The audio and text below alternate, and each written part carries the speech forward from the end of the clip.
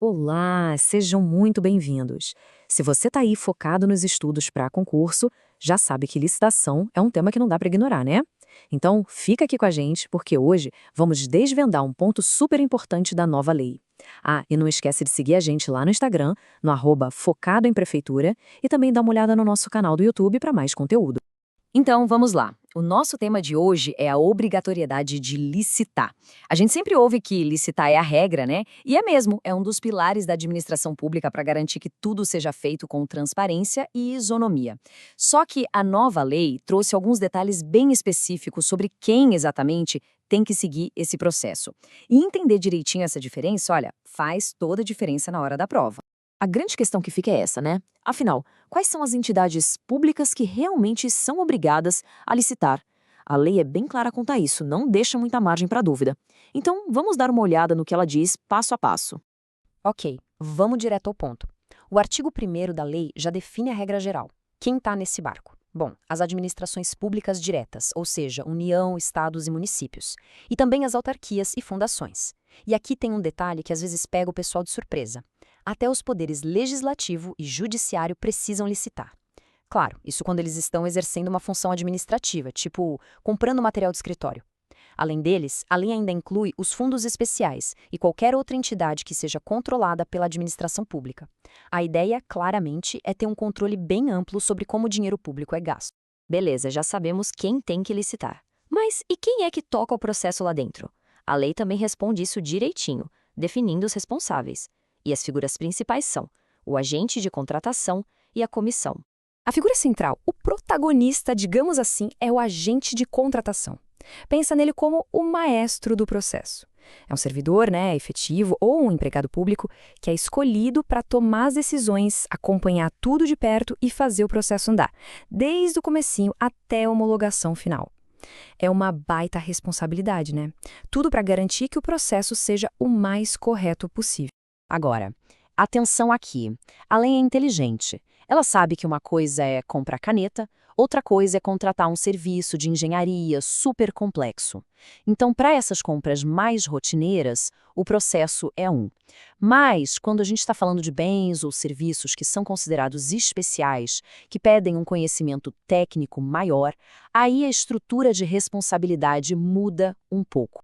E como é que muda? Bom, em vez de ter um único agente, a lei exige a criação de uma comissão de contratação. E essa comissão tem que ter, no mínimo, 3 membros. A lógica aqui é bem simples: juntar várias cabeças, várias especialidades, para tomar decisões que são mais complexas. E um detalhe importantíssimo: a responsabilidade deles é solidária, ou seja, todo mundo responde junto pelas decisões tomadas.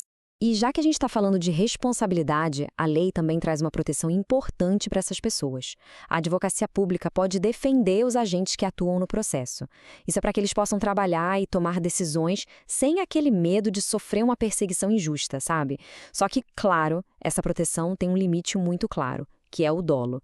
Se ficar provado que o agente agiu de má fé com a intenção de fraudar, aí ele perde totalmente esse amparo da lei. Agora vamos falar daquela que é, talvez, a exceção mais famosa, a que mais cai em prova. Estou falando das empresas estatais. Anota aí, elas não seguem essa regra geral que a gente acabou de ver. Elas jogam em outro campo com regras próprias. A diferença é bem marcada. De um lado, a gente tem a Lei 14.133, que é essa nova Lei Geral de Licitações. Do outro, a gente tem uma lei específica só para as empresas estatais, como a Petrobras ou o Banco do Brasil. Essas empresas usam a Lei 13.303, que é mais conhecida como a Lei das Estatais. E por que isso? Porque elas competem no mercado, então precisam de mais agilidade nas suas contratações.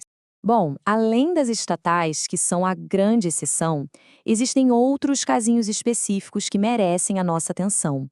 São aquelas peculiaridades que, vira e mexe, aparecem em uma questão de concurso e podem deixar a gente na dúvida.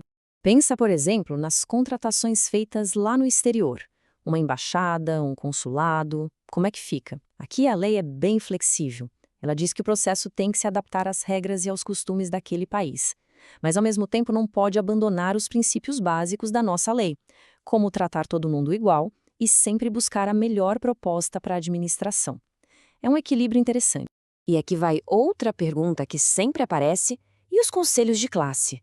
Sabe, o conselho de medicina, de engenharia, de contabilidade, eles precisam licitar ou não? A resposta, na grande maioria dos casos, é sim. Eles precisam licitar. O motivo é que eles são considerados autarquias, ou seja, fazem parte da administração indireta. Mas, como no direito sempre tem um mas, né, existe uma exceção bem famosa, a OAB.